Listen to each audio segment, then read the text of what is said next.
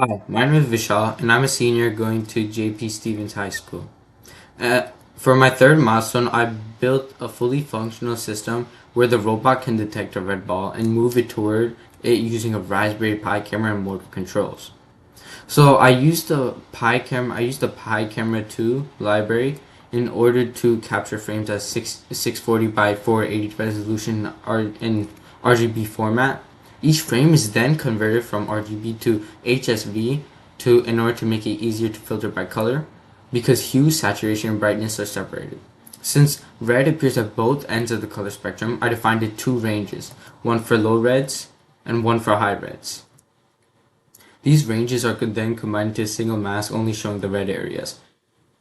Once the red is isolated, I use the CV2.find contours to locate the largest red object and calculate the x position and radius of the ball, which I use to identify the distance. The motors are controlled using the GPIO's 0 library.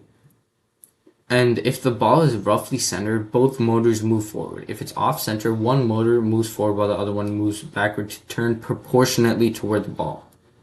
There's also a stopping mechanism.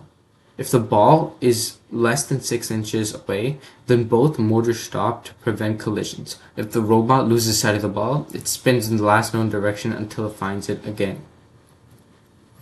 Some of the biggest challenges I faced were getting the smooth movement. Without proportional control, the robot would jerk or overshoot, and fine-tuning the HSV thresholds, which are sensitive to changes in lighting.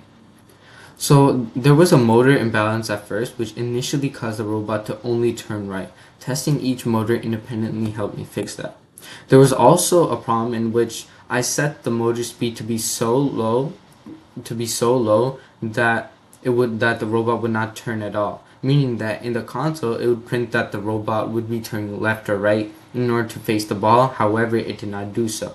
I changed this by increasing the turning speed. By the end of this milestone, the robot could reliably track the ball, adjust its path smoothly, and stop safely. I learned how to connect real-time computer vision with physical motor controls and how small adjustments in code can make a big difference in physical system.